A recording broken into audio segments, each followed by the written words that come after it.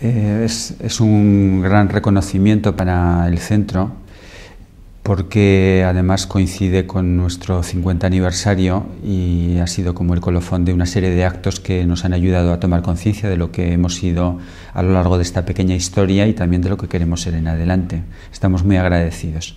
Aprender no solamente el idioma alemán, pero también formar su personalidad tocando música y cantando canciones alemanes.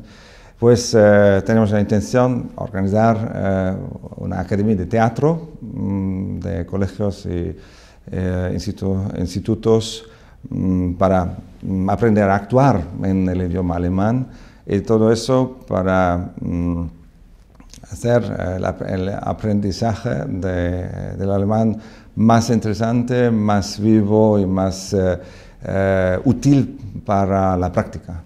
Tenemos que dar respuesta a los nuevos problemas que se nos plantean, fundamentalmente en el barrio de Las Fuentes, pues en el tema de la inmigración. El colegio tiene en estos momentos unos 440 alumnos inmigrantes de 25 nacionalidades distintas, lo que supone pues, aproximadamente un 17 o un 18% del total de alumnos. Entonces, estos alumnos requieren una atención especial muchas veces y por medio de nuestros programas y de una atención más individualizada se puede ayudar mucho a través de la educación.